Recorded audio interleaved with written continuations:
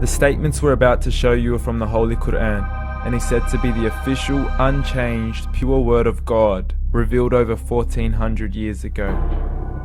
Claiming to be the word of God is a heavy statement, and without proof, or if a single contradiction is found within the book, the apparent word of God will be proven false. So without further ado, let's put the book to the test. In the 23rd chapter, titled The Believers, from the 12th to the 14th verses, God is said to give a detailed description of how the human being is formed. It begins by saying, "We then placed him as a sperm drop in a place of settlement, firmly fixed. Then we made the drop into a alaqa." We will translate this word very soon. "And then we changed the alaqa into a lump. Then we made out of that lump into bones. And then we clothed the bones with flesh. Then we caused him to grow and come into being and attain the definitive human form." In the 21st century, we can now safely say that this verse is clearly describing the process of human development in correct chronological order. However, what we should be paying attention to in particular is the second stage, referring to the development of the embryo. The specific word used to describe the embryo in this verse is the word alaqa. The word alaqa, when translated into English, can mean three separate things. Firstly, a blood clot, or to be suspended, that is to be hanging or clinging to something, or thirdly and finally, a leech. Now, all three definitions don't come anywhere near what we perceive to be the human embryo. So, why are these words used, and what significance do they share with the human embryo? Can the embryo be described as a blood clot? Well, what do you think?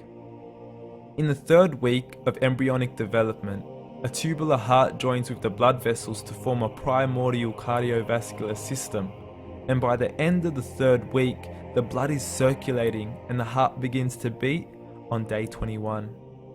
The first thing that comes to mind in regards to being suspended or hanging is the umbilical cord. But we can't use that example because we are simply referring to step 2, before the baby has even formed. But we now know today that the umbilical cord is formed from the connecting stalk. And the connecting stalk is formed as soon as the embryo is formed.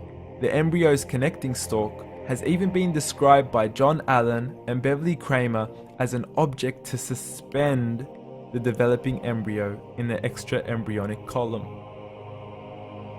So an embryo is suspended and does have a strong resemblance with the blood clot. What on earth would an embryo have to do with a leech? Figure A shows the structure of an embryo at 25 days. Figure B shows a leech. Now please note once again that the embryo in this stage is no greater than the size of a kernel of wheat. This is an X-ray of the embryo at 22 days. This is the internal structure of a leech. It's mind-blowing stuff, but you still haven't seen anything yet. This is the head of the embryo at 22 days. The detail you are seeing right now is absolutely impossible to be seen with the human eye and can only be seen with a microscope. This is the back end of a leech. There's no other words used to describe this other than mind-blowing. The pictures we have shown you are impossible to be seen with the human eye or even to be predicted by the human mind. Once again, the verses we have shown you were revealed over 1400 years ago to a man who couldn't read nor write. Are these the words of God? Descriptions of the human embryo in the Quran cannot be based on scientific knowledge in the 7th century. The only reasonable conclusion is that these descriptions were revealed to Muhammad from God, from God, from God, from God.